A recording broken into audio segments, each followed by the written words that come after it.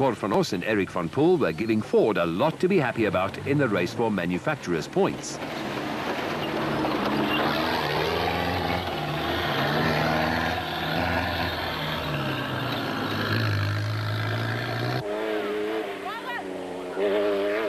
In Class S, it was one-way traffic as Richard Schilling wrapped things up and only had to keep it on the road and complete the win.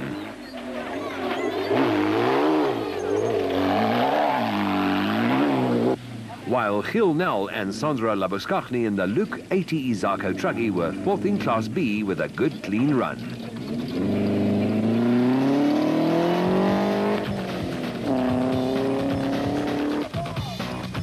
And Visser and LaRue gave the hosts Toyota some more points with a strong finish as they brought their Toyota home in 15th place in the production car category.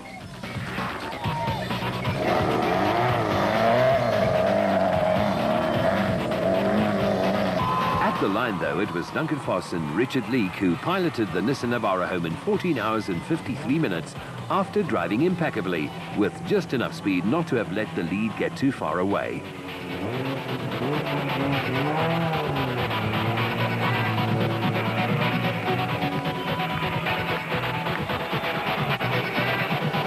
Nissan made it 2 for 2 as Corbett and Balzar brought their Navara home just 6 minutes down after a very strong second day.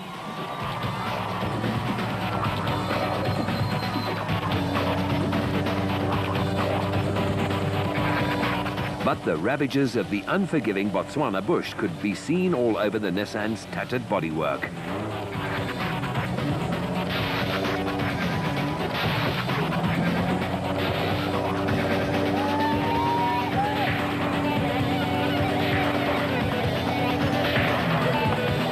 Foss and Leake celebrated in the age-old race tradition.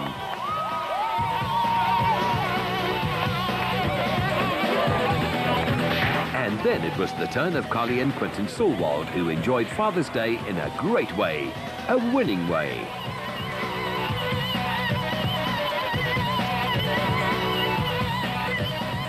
For Duncan Foss, the 48 hours of the desert race was 2 solid ones at the office. Yeah, good 2 days. We battled a bit on day 1 of the prologue. We started way back, 16th place, and we just climbed through on day 2, and we're in a good position for today. And the pace was quick, but we just kept our heads. And look, I think the Toyotas, I don't know what happened to them, but they were leading till nearly 160 k's from the end. And yeah, it's a great result for us. There were times in today's stretch after DSP that you were dropping off a little bit. Were you battling with route again, or what? Yeah, we battled twice with the route, and then we obviously we came right, and then we tried to pick up the pace again, and I saw we closed a minute or two, and then we saw the Toyota next to the road. So I don't know if they had an accident but they looked all right. So I don't know what happened to them, but the pace was quick. We had to drive really hard today. If Mark had not had an incident on the road there, do you reckon you would have been close behind him, or would you have seen him again? No, he would have beaten us. You know, because you can get close, but to pass in the dust, you've either got to do a crazy maneuver, and it'll either end in tears or it'll work. So you've got to try and weigh up the options.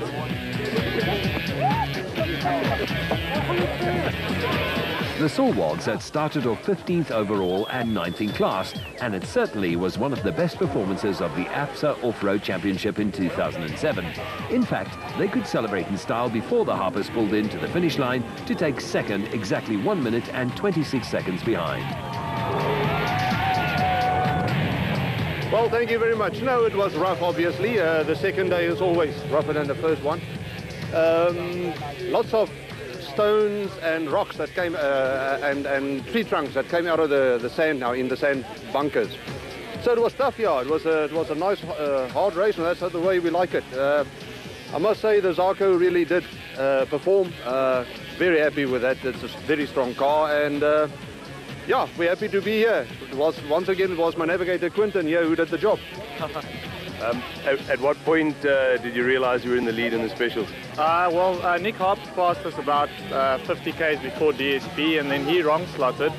So, and then since then he's been on our tail the whole time. So it's been quite a tough battle all the way.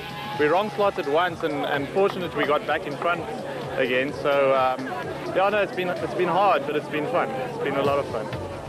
And for the first Toyota home, Visser and Badenhorst kept it going for a well-deserved third place in class and got congratulations all round.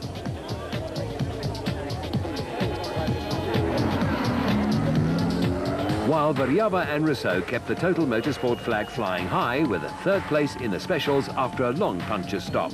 For Visser, it was a dream come true. Yeah, I know, quite happy. We're nice on. Yesterday we had some bad luck with we had a puncture in the morning, and all the other we were like in fourth in the SP class, and we actually 4 guys close to each other, and then the punch about 3-4 SPs came past, and the dust was just too bad to get closer to them. And we finished yesterday, and today we also had a puncture this morning, and otherwise that no clean run. Yes. Very, very glad about this SP. It's going very well. For Mark Corbett, it was a big, hard fight. Yeah, we fought a lot today. We chased quite hard. Originally we started 5th overall, and lucky for us, a few guys after we put the pressure on fell out, and we ended 2nd in class and 2nd overall. It was a great result for us. It was a very tough event. We started 26th. You can see from the car we had to lean on a few trees to get where we are. There's a few cosmetic changes we made to the car. Well, most of the guys did that, Mark. Hutchinson and Bergman took 4th in the special vehicle battle, 9 minutes down.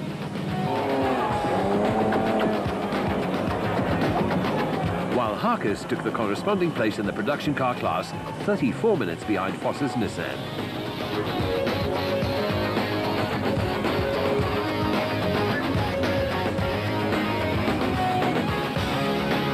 With his team manager Neil Woolridge just a mere 6 seconds behind him.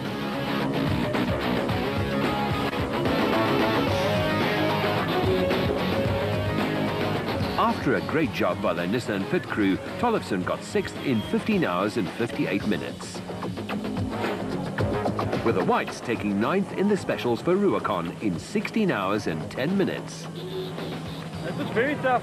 We pushed and pushed until the DSP, and as we got there, I just decided not going to push anymore. I'm just going to drive Miss Daisy home. It was a very nice day, and just glad to be here. And thanks to our sponsors and to everybody who organised the event. Great event. And did it all work out to plan? Very, very well, very well. Can you tell me about it? Expand a bit? We passed a few guys passed us, but it was just so great. Here's our team coming in now. A delighted Jan Kraai, Class B winner. No, it was a great day. The route marking was spot on. We got lost a little bit at one place, but with the GPS we managed to find our way back onto the route again. And apart from that, no punctures today, no problems. We nearly hit a chicken somewhere on the road. But I think it's a great Father's Day present. It was me and my son, so I'm the happiest father in the world today. Voss and Leek with a solid showing, but Grenier and Birken will rue that donkey who was in the wrong place at the wrong time. Otherwise, Toyota may have been celebrating in the desert for the first time in 8 years. As it was Nissan's 9th win in a row in the series. In the specials, there was a fine Father's Day present for Cully from son Quinton, who did his job to perfection, while son Ryan Harper certainly did his best for old man Nick as well. Just 9 minutes covered the first 4 finishers home. We asked Toyota's Grenier about his heartbreak afterwards. Yeah, unfortunately, with the desert races, the nature of the beast, you know, we had like 60 k's to go, and we actually, what actually happened is we clipped the donkey, and I was concerned because I sort of swerved for it to try and get off the road, and I looked back to see what had happened, and we drove over a stump, and I think that must have damaged the prop shaft. That's basically what put us off. That's the nature of the beast. But what happened to defending champion Hannes Grobler? Yeah, we were going very nice for the first 30 kilometers. We were actually catching the brains in the front, and we were in their dust. And we thought, yeah, we've got a chance to maybe, when we get to the sandy part, that there's not a lot of dust, that we can maybe be able to pass them. And then our ball joint broke on the car. We didn't hit anything, but it's one of those things that happens, you know, and it happens in motorsport. It's cruel, but it happens, you know. And we wanted to have a win here because the desert race always been good for us. We've got a lot of support here, But yeah, we're going to do it the next time. The only thing is that I think Duncan and the other guys are leading us a bit on the championship, and it's not going to be easy to win the championship this year with all the competition and the SP classes that everybody is going so well. And everybody is indeed going well. Voss in particular, as he leads Grobler by 12 points with Cronje 27 down. The Barkhuisens have crept into the top 10. For Hutchinson, it was a waiting game. We started in 4th this morning and we finished in 4th, which is really the story of the race. It was so tight and technical, you couldn't pass. You had to wait for someone else to make a mistake, so it was more of a possession. We put pressure on right until then. He finished a few seconds ahead of us, which was Shamir. But I think we're still up there in the championship points. I think we'll be second now. So that's the most important thing about the desert race, is to get it to the end and get some good points. And that's what we've managed to do. So personally, it's a good weekend for the team. Yeah, mixed results. But we still got 4 to go, and you know, we've got a never say die attitude. So we'll definitely be there the next race fighting for points. And get there they do, even if it is on 3 wheels, as Richard Schilling did. At the top of the championship log at the halfway mark of the ABSA Off-Road Championship, it is the Harpers who have exactly 10 points in hand over Hutchinson and Bergman. That was